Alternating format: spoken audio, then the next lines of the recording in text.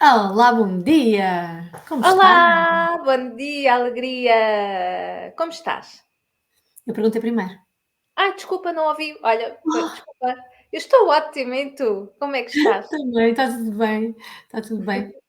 Já tinha saudades de estarmos aqui a conversar um bocadinho. É sempre bom, estes momentos de conversa são assim um dos pontos altos da minha agenda. É muito Uh, fixe, gosto muito. Obrigada, Obrigada por fazer parte do teu ponto alto da tua agenda.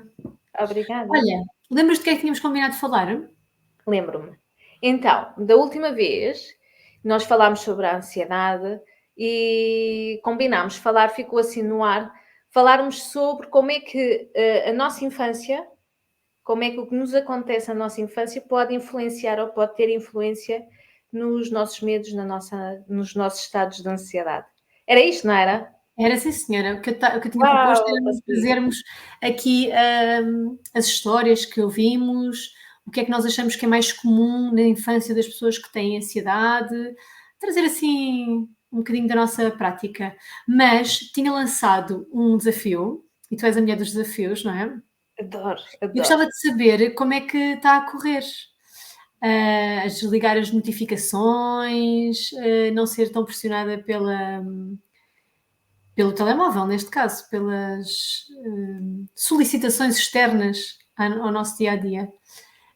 Pois, Quem não olha, eu fez, pode começar a fazer. Vai ouvir o episódio anterior, ouve o desafio e começa a fazer agora. E o desafio também é uma coisa muito simples, Hum, é limpar o máximo de notificações possíveis, não é? é. E O retirar dos ecrãs principais tudo o que é redes sociais. Ok, Esta é muito eu só importante. tenho lá o WhatsApp, o WhatsApp eu não consigo retirar, no fundo é uma ferramenta de trabalho também. Pois, é isso. E Chegámos a essa e conclusão, não é? não consigo tirar, mas tenho uma coisa que é, tenho as notificações na mesma do tudo o que são outras redes sociais, eu já tinha dito no episódio anterior, eu já tenho dentro de uma pasta noutro ecrã, não está no primeiro ecrã, para dificultar o processo de lá chegar. Não tenho notificações de Mas não tem. redes sociais que eu utilizo também é o Instagram, eu não tenho notificações. Mas Pois é, nós isso não somos modernas, Ana. Nós não ah, temos TikTok, nenhuma das duas, pois não? eu não tenho. Não sou, Não acabei tenho de perceber que não praticado, somos não me modernas. apetece estar a aprender outra rede social. E não me apetece mais socialização. Isso faz sentido? Está bom assim, não é? Eu Tá. percebo.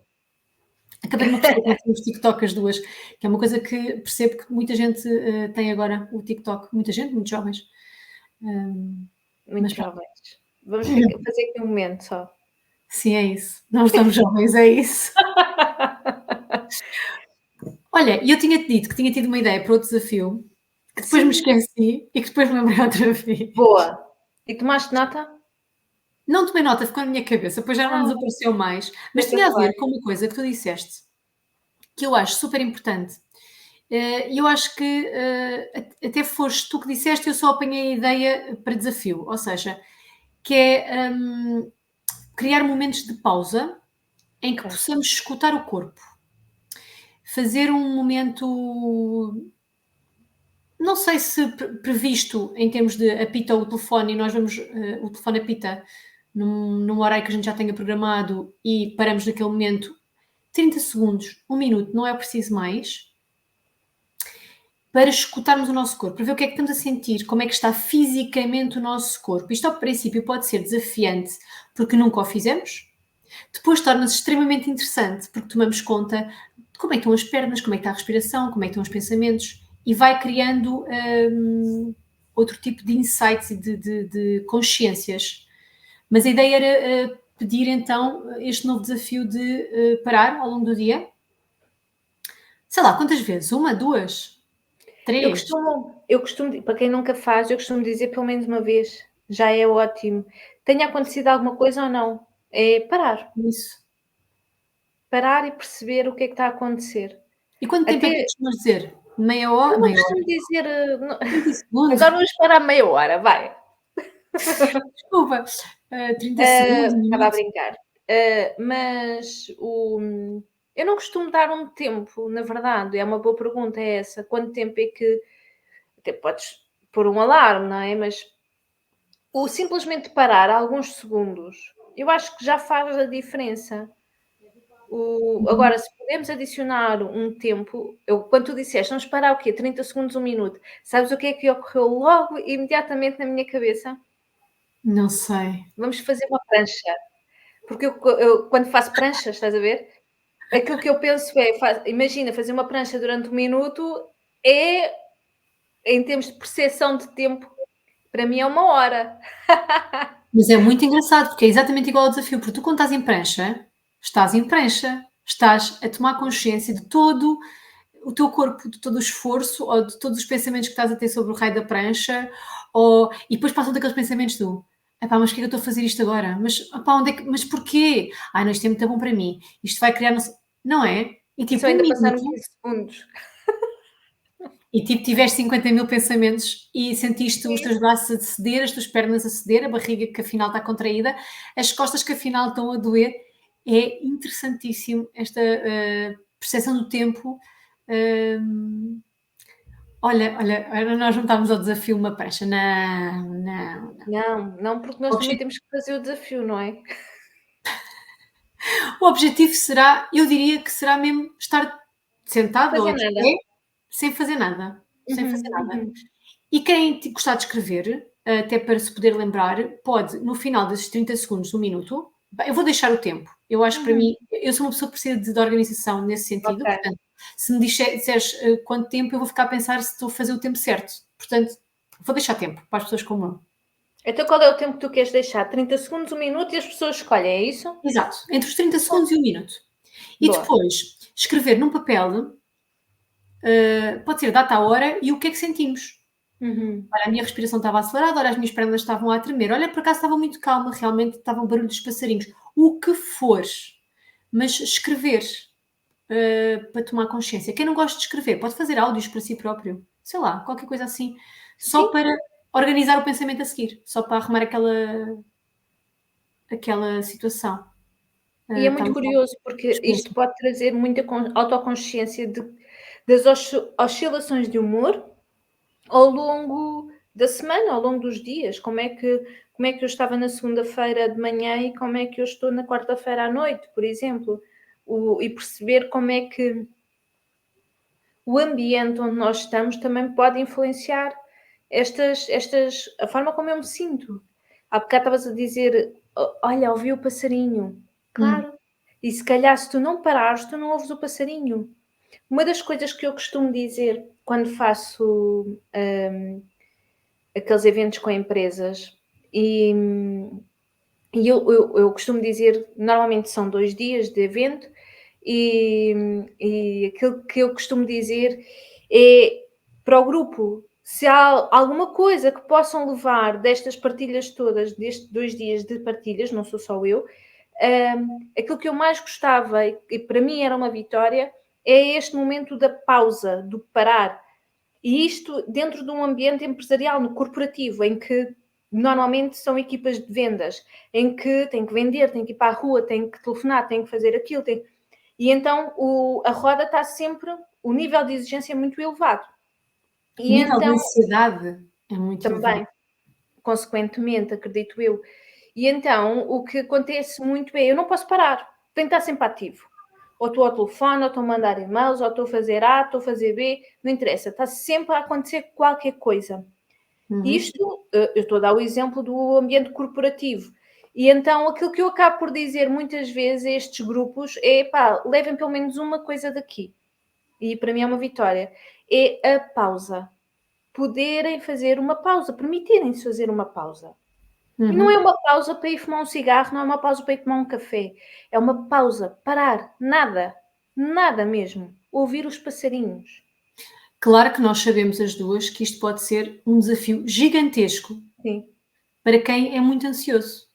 Voltamos àquela prancha de 1 minuto que parece uma eternidade e que nunca mais acaba. Porque para quem é ansioso e tem os pensamentos sempre a 1000, esta pausa pode ser levada como: estou a perder tempo. Olha, agora estou aqui parado. Olha, uhum. eu cheguei e agora deu-me um pensamento muito fixe, eu tinha que escrever isto. Ai, não, não, mas eu tenho que ir mesmo a fazer não sei o quê. E isto pode ser muito, muito desafiante para quem está num estado ansioso, ou quem, por base, tem uma vida que o leva a estar mais ansioso. Porque agora tu falaste das vendas, e as pessoas, até podem ser pessoas, até que não sejam muito ansiosas, mas esse ambiente de venda traz sempre alguma preocupação, alguma ansiedade, algum medo de não haver realização dos objetivos ou atingir os objetivos. É por si só causador de ansiedade. Concordas? Pode ser.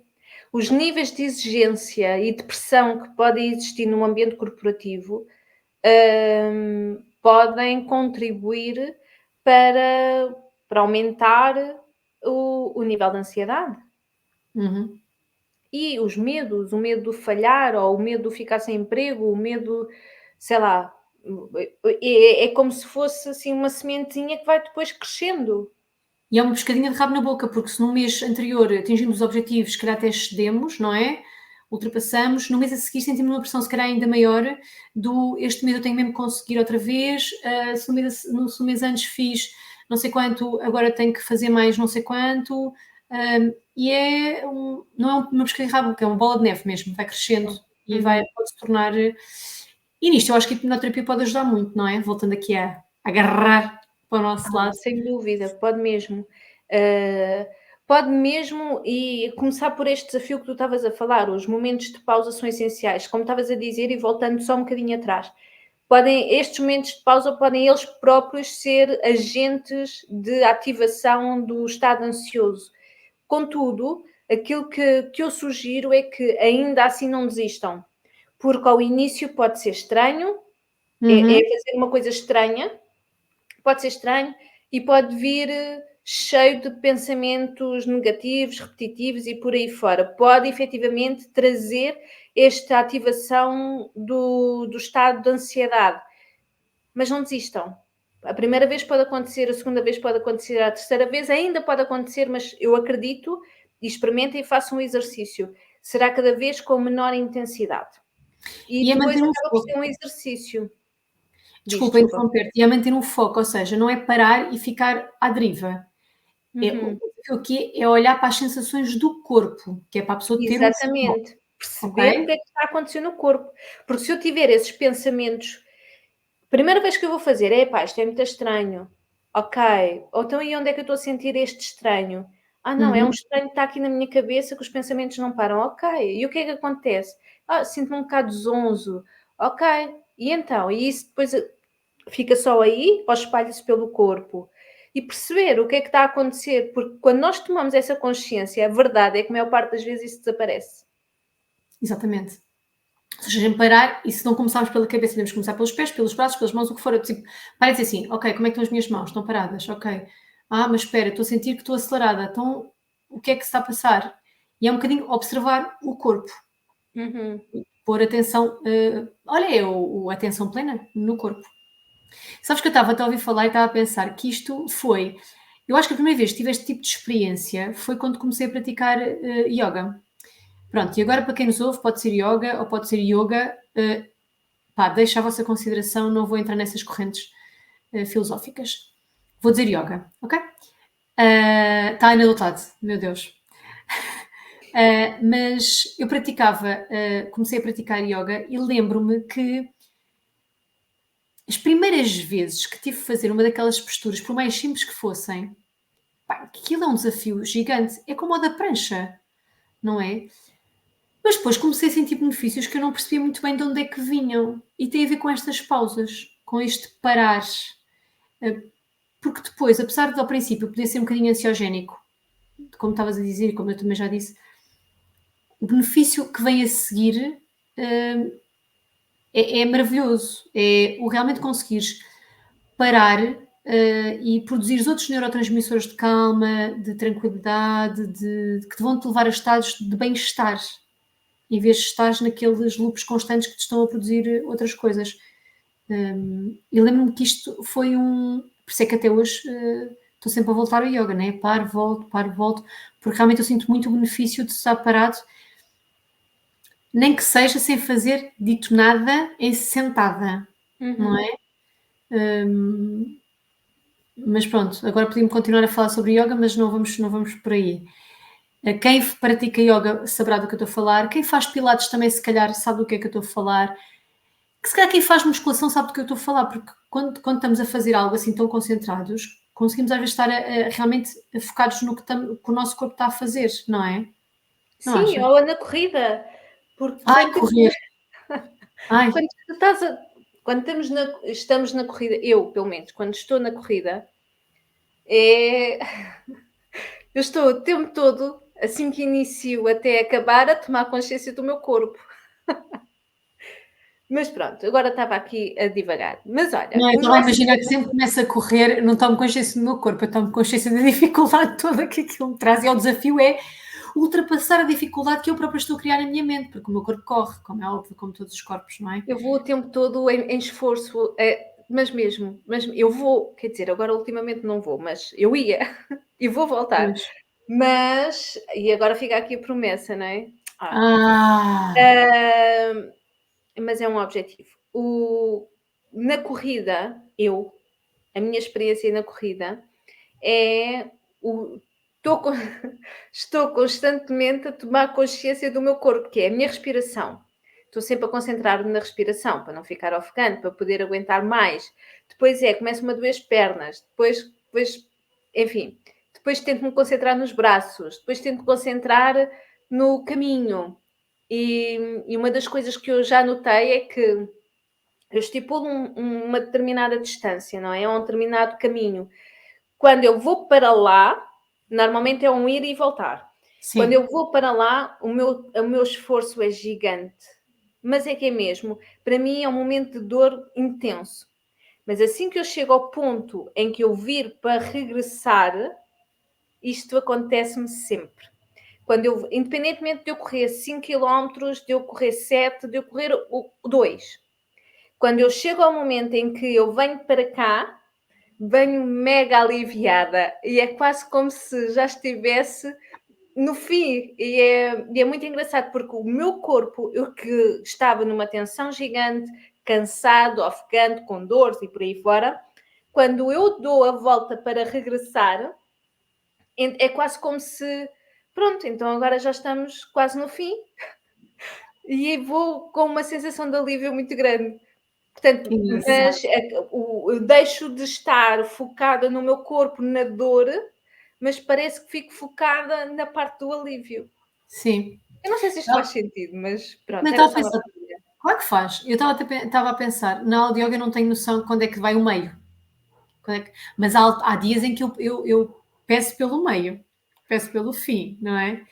Mas aquele momento, eu acho que é um momento muito, muito relaxante para mim, porque eu não tenho espaço para ter muitos pensamentos. Porque enquanto é aquela coisa da corrida que é, enquanto estás a meter o braço para cima, a perna não sei onde, a controlar a respiração, a ver a postura, a endireitar, que é o que fazes quando estás a correr, não há espaço para ocupar a cabeça com mais coisas. Tu estás a ocupar a cabeça com o que realmente importa naquele momento. Então tu focas-te no aqui e no agora. Não há espaço para o futuro, não há espaço para o passado. E eu acho que isto é fantástico. É verdade, é Esqueçam o verdade. que já aconteceu, no sentido em que já aconteceu. O que virá não aconteceu ainda. É o aqui e agora, que é, ok, o braço está ali, a perna está ali, a respiração, ok, não estás a fazer bem, volta, concentra-te na respiração, e é este é só o pensamento que eu consigo ter, porque tudo o resto me vai tirar o foco, não consigo. É muito Bem, estamos interessante. aqui a falar. Mas olha, vamos com 20 minutos quase e ainda não fomos ao nosso tema. Exato, bora lá, Bora bora lá. lá. Agora Isto só é por que é. causa do desafio, não é? Isto só por causa do desafio. Então vá, vamos falar sobre aquilo que nos parece, pelas nossas histórias da nossa consulta, as causas da infância ou da ansiedade, da preocupação. Uhum, uhum. Sendo que a ansiedade, as preocupações, medos. Vamos já afunilar medos, ok? Então, eu vou deixar aqui um pensamento meu que o que eu comecei a encontrar muito são crianças que não desenvolveram segurança. Ou seja, não é não desenvolveram, porque não lhes cabia a ela desenvolver. São crianças que os adultos cuidadores não lhes conseguiram transmitir segurança. Mas também não é assim que eu quero dizer. São São crianças que não sentiram seguras. isso. Uhum. Porquê? Na Porque percepção da criança. é isso, é que estava-me aqui a passar esse disclaimer na cabeça e eu precisava de dizer isso antes de começar porque nós adultos achamos que estamos a ser portos seguros, faróis, muros, o que vocês quiserem, ambientes seguros para as nossas crianças.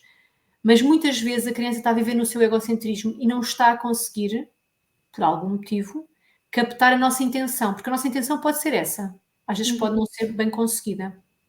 E a criança, no seu egocentrismo, precisaria de outras coisas para se sentir segura. Tu encontras muito esta falta de Sim. A falta segurança? de segurança, uma necessidade de segurança e de proteção que por A mais B não aquela criança não sentiu. E muitas vezes, o adulto que tenha à minha frente atenção diz-me assim: "Não, mas eu sabia que a minha mãe e o meu pai tinham que sair, passar muito tempo fora a trabalhar, e que quando chegavam à noite a casa vinham cansados e que se calhar algumas vezes eu ficava na escola mais tempo à espera que alguém me fosse buscar, porque por qualquer razão tiveram trabalho até mais tarde. Ou seja, o que eu também acompanho é muitas vezes o adulto que sabe e que reconhece a intenção da mãe e do pai, Porque ou já é dos adulto, cuidadores, porque já é adulto, pai não e é? adulto, Consegue. mas a percepção daquela criança que viveu aqueles momentos em que houve alguma ausência dos cuidadores, na mãe, do pai ou de outros, e que aquela criança possa ter sentido muito sozinha, possa ter sentido efetivamente em alguns momentos algumas histórias, algumas memórias em que se sentiu desapoiada. Isso, desapoiada. Pois, não tenho assim uma palavra também melhor.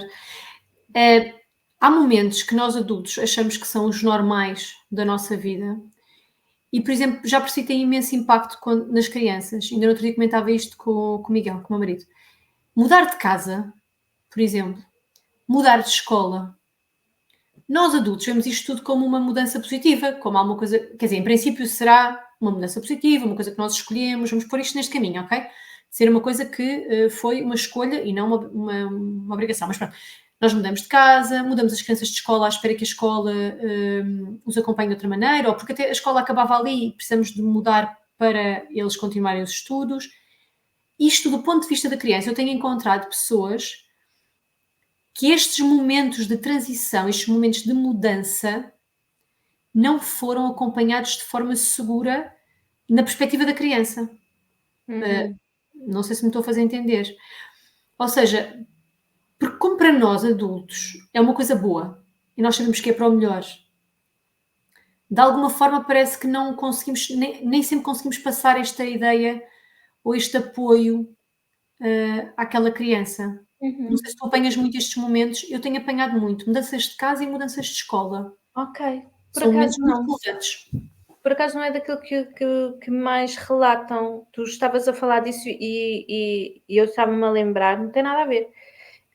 Hum, que é o ambiente que está em casa. Se for um ambiente, mais agitado, com algumas discussões, em que aquela criança possa a discussão não é diretamente com a criança, a criança até pode estar num outro espaço da casa, mas percebe, pode até nem ouvir completamente aquilo que está a acontecer, mas percebe que está a haver um momento agitado.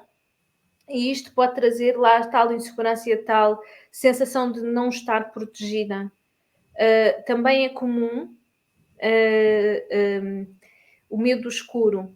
E muitas vezes este medo do escuro pode estar associado a momentos em que o bebê ou a criança foi colocada para dormir no seu quarto e a mãe ou o pai ou quem estava saiu e deixou ali o bebê para dormir, descansado. E a algum momento aquele bebê pode ter ficado um pouco mais desperto e acordou e sentiu-se no escuro Uhum. e pode ter sentido um susto e não estar lá um adulto para o apoiar. Estes momentos do escuro eu acompanho várias vezes. Também já me aconteceu. Cestas, noites no escuro, Sim, porquê? Porque isto é a perspectiva da criança e é preciso, nós às vezes saímos da nossa adultez, se é que esta palavra existe, da nossa adultez, e percebermos, se nos pusermos dentro da cabeça de uma criança, por exemplo, de um ano e meio, perceber, ok, a memória dela não funciona como a minha. Ela, quando acordar no berço, ela vai procurar automaticamente os cuidadores, para sentir-se segura. Claro que os cuidadores, nós não ficamos a olhar para as crianças a dormir no berço. A nossa vida cá fora continua. E esta criança pode se sentir extremamente assustada, porque quando abre os olhos não vê os cuidadores. E às vezes nem percebe onde é que está. Logo ali no primeiro momento do tipo, isto é o quê? É o quarto de quem? É o quê? Onde é que eu estou, não é? Porque realmente a memória não é como a nossa e as percepções também não são as mesmas que nós adultos temos. Mas sabes que a mudança de casa ou a mudança de escola, por exemplo, a mudança de escola, eu acho que até é fácil de perceber quando as pessoas começam a relatar, porque muitas vezes não era o pai nem a mãe que levava para a escola nova, Uhum. muitas vezes os amigos ficam para trás. E o que é que isto me traz? Traz-me o sair da zona de conforto outra vez. O Mas é uma desconhecido. criança que está a sair da zona de conforto e que ainda não tem as ferramentas para sair da zona de conforto. Uhum. Fiz-me entender? Porque quando se é criança, para sair da zona de conforto é preciso ter sempre um adulto que a gente confie ao lado. É aquela história do vamos para o parque fazer escalada ou vamos andar no baloiço que é XPTO, diferente, nananã. Nós gostamos de olhar para o lado e saber que o nosso pai e a nossa mãe ou o nosso cuidador principal está ali, não é? Isto não é falado, isto é sentido. Isto é uma coisa muito não verbal, não Uhum. é? Isto é uma Uhum. coisa muito não verbal. A criança sabe que olha para o lado e está ali. Alguma coisa está ali. Quando nós vamos, por exemplo, para uma escola nova, nós sabemos, a gente deixa lá as crianças e vai-se embora, não é? Não podemos lá ficar o dia todo. O cuidador não está ali. E eu vou ser obrigada ou obrigado a lidar com meninos novos, com pessoas adultas novas, com aulas novas, num sítio que, sei lá onde é que é a casa de banho, eu nem sei onde é que é a minha sala. E tudo isto, não sendo bem processado, pode causar inseguranças que mais tarde provocam a ansiedade, provocam a. Uhum. E estavas a falar da escola e eu estava-me a lembrar daquela, da outra parte que é o grau de exigência que pode existir para uma criança ter boas notas. O tens de estudar, o tiraste um bom, então porque é que não tiraste um muito bom? O bom não chega, e aqui esta pressão que muitas vezes os pais podem fazer, ou o ambiente à volta das crianças pode fazer aquela questão da comparação. Então, quem é o melhor aluno da turma?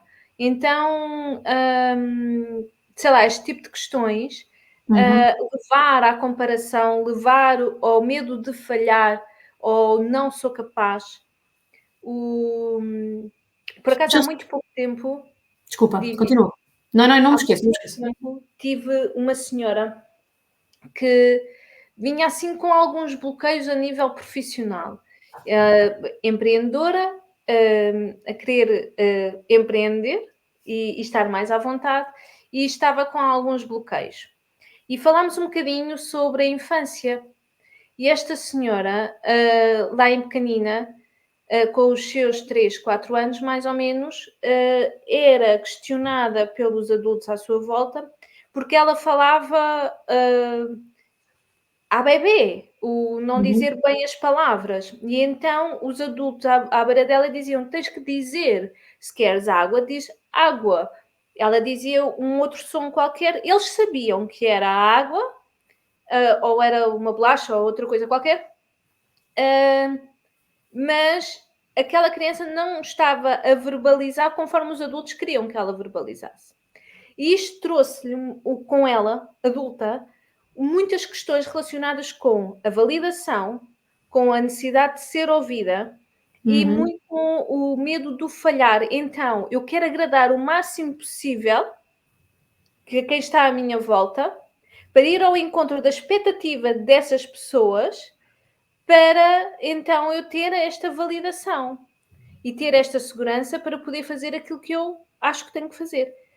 Ora, era um acumular aqui de emoções e de necessidades que não foram alimentadas ou não foram nutridas lá nestes momentos em que esta criança não se sentia compreendida, sentia-se frustrada e depois como é que ela lembra aquilo que ela se lembra de fazer, que era, ficava muito frustrada, então gritava, trazia a frustração toda para fora, porque claro, era uma criança, a intenção do adulto era ajudá-la, não é? A intenção do adulto é ajudar, mas ao mesmo tempo aquilo que está a provocar é uma tensão desmedida naquela criança. Mas tu agora foste ao ponto que eu há bocado estava a dizer e ia te interromper, que é a intenção. Quando tu perguntas a uma criança, então, mas porquê que não tiveste bom? Porquê que só tiveste bom? Às vezes, a nossa mensagem, voltamos à comunicação. O que nós queremos saber, como adultos, eu pelo menos falo, vou personalizar neste momento. Eu se perguntar a um filho meu porquê é que teve bom, eu não estou a dizer que o bom não é suficiente. O que eu estou a perguntar, a minha intenção é perceber se eu como mãe posso ajudá-lo, se houve alguma coisa que ele precisou e não teve. Por exemplo, não mãe, naquele dia estava extremamente cansado e não consegui estar concentrado. Ok, precisamos então de ajustar os horários de sono, se calhar. Ou seja, a intenção da pergunta não está explícita na pergunta. Estou-me a fazer entender? Se eu não me fizer entender, diz-me. Porquê que só tiveste bom? E a minha pergunta é, alguma coisa aconteceu para tu teres o bom? Podias ter feito melhor? Foi o teu melhor? Fala-me sobre isso. Porque a criança, quando ouve, porquê é que só tiveste bom, ouve, não foi suficiente. Então era mais. Querias que eu tivesse mais. Ai, não cumpri a tua expectativa, então não fui bom o suficiente. Preciso ser mais qualquer coisa. Percebes? Isto, enquanto mãe, é um trabalho trabalhoso. Voltamos. É um trabalho diário, constante, que nós somos. Temos frases feitas, frases que nós ouvimos e trazemos para a nossa maternidade, em que nos ouvimos a dizê-las e que temos que às vezes parar para ouvir o que estamos a dizer e perceber o que é que esta criança está a ouvir com o que eu estou a dizer. Não é? Porque o que eu quero perguntar, ou seja, é voltar à intenção. Qual é que é a minha intenção? É ajudar a criança. Ok, então se calhar tenho que arranjar uma maneira diferente de perguntar isto. Até porque as crianças são todas diferentes. E se eu perguntar de uma maneira à minha filha, não vou perguntar de uma maneira ao meu filho, porque a forma como a mensagem vai chegar é completamente diferente. Vai ser ouvida de uma forma diferente. A mesma frase vai ser ouvida de uma forma diferente ou interpretada de uma forma diferente. De uma forma diferente, exatamente. Portanto, também tem a ver com a nossa relação, não é? A relação que eu tenho com cada um deles e com o que cada um deles tem dentro de si, para filtrar esta mensagem. E isto torna-se um desafio. É realmente desafiante tu teres uma intenção e percebes que a tua intenção não está, como diz a Mia, tens que voltar sempre à tua intenção para perceberes o que é que tu queres mesmo, não é? Não estás a conseguir por ali, bora perceber onde é que tu vais conseguir fazer. Isso tem que trazer muita autoconsciência a esses pais, não é? Essa mãe e esse pai, porque também essa mãe e esse pai têm os seus gatilhos, porque também eles viveram a sua infância e de alguma forma podem estar a espelhar aquilo que viveram nos filhos, não é? Andamos sempre aqui neste ciclo. Olha, uma mãe e um pai ansiosos, desculpa, um pai ou uma mãe ansiosos, não é? A terem este tipo de preocupação. Será que a minha mensagem está a chegar? Será que não? Como é que ele está a ouvir isto? Não é este o objetivo. O objetivo é que isto provoque a menor preocupação possível, que é, eu tenho que deixar a minha mensagem clara, tenho que ter a minha intenção clara para a minha mensagem ser clara. E às vezes precisamos daquela coisa da comunicação, do ter o feedback. Perguntei-te isto, o que é que tu ouviste? Ou o que é que tu estás a ouvir, não é? Para não haver a pressão da interpretação. Porque lá está, nós vamos todos interpretar de maneiras diferentes. Às vezes precisamos de. Como é que se diz aquilo quando a gente manda uma mensagem e queremos que a pessoa reproduza para ver se a mensagem chegou lá? Isto é um nome. Não? Um eco? Não sei, mas estás a perceber o que eu estou a dizer, não é? Tipo, eu, mesmo quando falo contigo, aliás, se calhar nós fazemos isto muito na consulta sem nos darmos conta, que é a pessoa traz-nos uma ideia, uma mensagem, e nós às vezes devolvemos aquilo que estamos a ouvir. Aquilo que está a querer dizer é isto, tarará, tarará. Diga-me se sim, não é? Poder trabalhar o que está a dizer. Ou seja, a pessoa, quando nós devolvemos, a pessoa percebe, mas espera, não era isto que eu queria dizer. Não, olha, não era isso. Nanã. Acontece muito com as emoções também. Mas como é que se estava a sentir? E a pessoa diz, mal. Ok, mal não é uma coisa específica. E a mal aonde? Eu costumo levar muito essa questão de onde? Onde é que está esse mal? E que emoção é que está lá atrás? E que necessidade é que está lá atrás? Exatamente. Mas isto é preciso guiar, não é? Porque a pessoa só disse, eu senti-me mal. Ok, tudo bem. Vamos desconstruir. Eu estou a ouvi-la dizer que se sente mal, mas esse mal lá está, é onde, qual é a necessidade, o que é que estava a pensar, o que é que estava a acontecer, que é para a pessoa poder puxar o seu fio do novelo e ir desenrolando devagarinho. Faz sentido? Faz. Ficaste muito pensativa agora. Ficaste muito pensativa. Fiquei. Estava a pensar nisso que tu estava a assimilar o que tu estavas a dizer. Uau, meu Deus. Vou assimilar. E estava aqui a pensar, e voltando aqui ao tema escola, que o tema escola é um tema que aparece muitas vezes.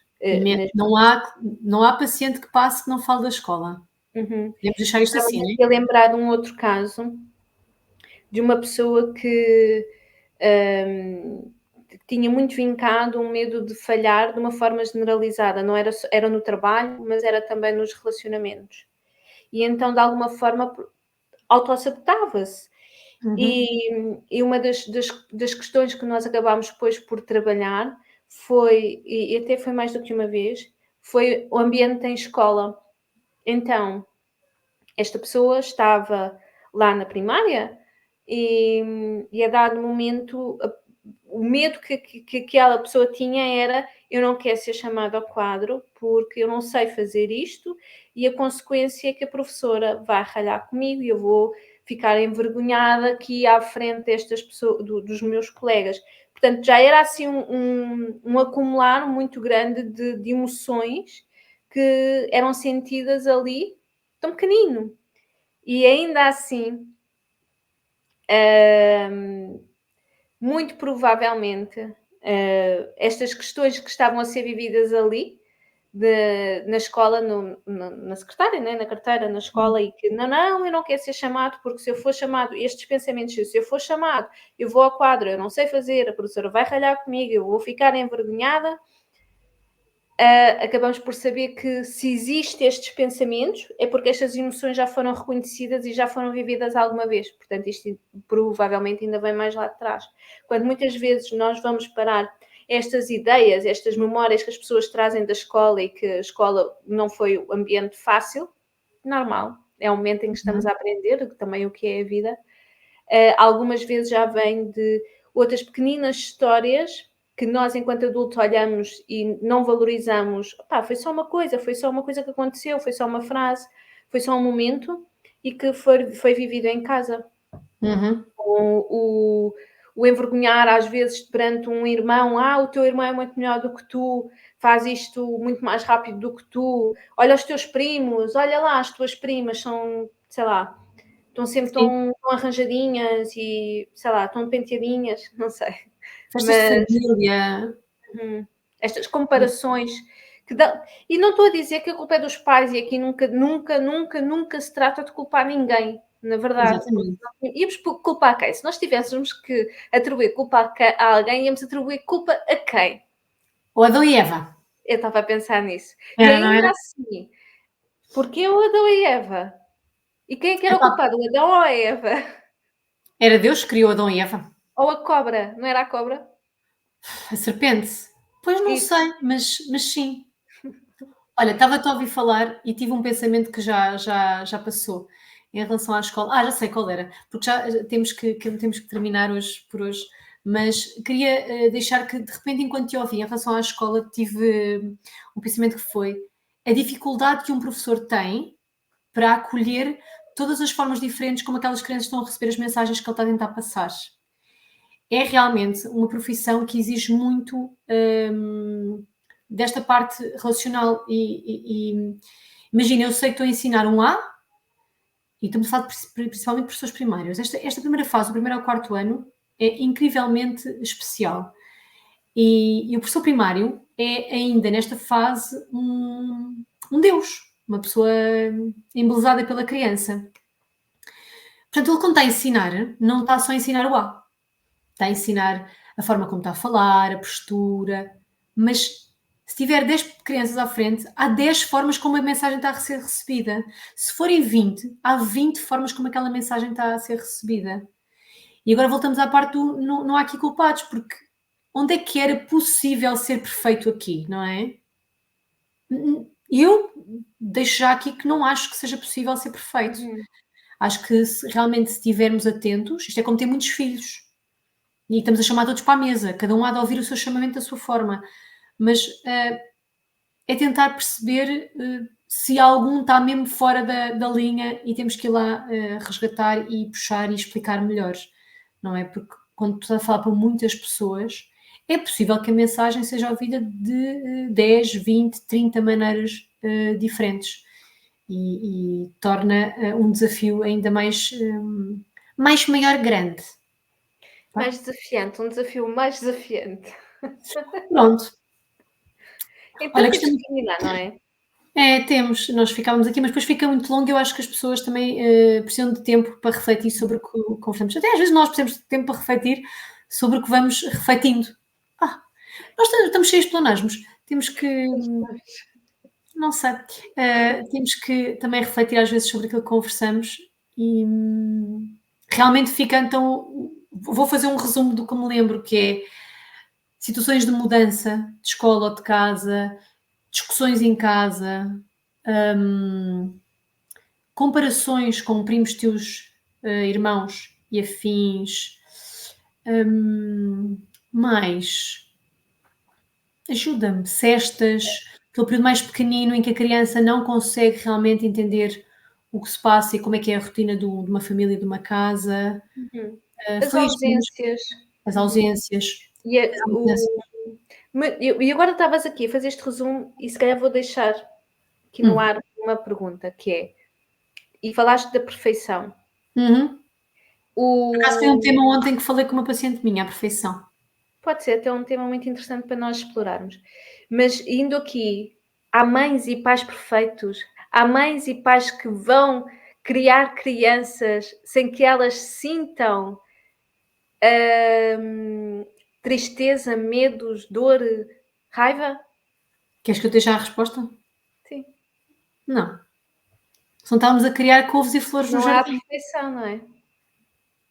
Não há perfeição. Errar é humano, faz parte. E há uma coisa que o Miguel, meu marido, me costuma dizer e que eu acho que às vezes é um banho de realidade, que é os nossos filhos também precisam de perceber que nós não somos perfeitos. Há uma fase para isto, não é sempre, ok? Primeira infância, normalmente até aos 7, 8 anos, para eles nós somos sempre perfeitos, é como a professora primária. Faz parte deste embelezamento do pai e da mãe. Lá está, porque eles são o nosso porto seguro, são a pessoa que nos vai acolher sempre. Eles só veem o bom. Mas, eventualmente, vão começar a perceber que nós não somos perfeitos. E está tudo bem. Porque quando eles percebem que a pessoa que adoram e que é o farol deles não é perfeita, dá-lhes o espaço para não serem perfeitos. Isto faz sentido? Faz. Porque se nós tentarmos estar sempre... Claro que nós estamos sempre a tentar dar o nosso melhor. Mas o pedir desculpa e dizer que erramos ajuda as crianças a perceber que é possível errar e está tudo bem. Não há necessidade de estar sempre a correr atrás da perfeição, porque às vezes mais vale feito do que perfeito. Adoro esta frase. Podemos discutir isso. Vamos fazer no próximo episódio a perfeição? Bora. Perfeição. Então a gente tem no próximo episódio. Ok, queres dizer mais uma coisa? Desculpa. Não, eu estava só a dizer que gostei muito de conversar contigo. Beijinho. Obrigada, eu também gosto muito de conversar contigo. Até já. Beijinho, até já. Beijinhos e obrigada. Beijinhos.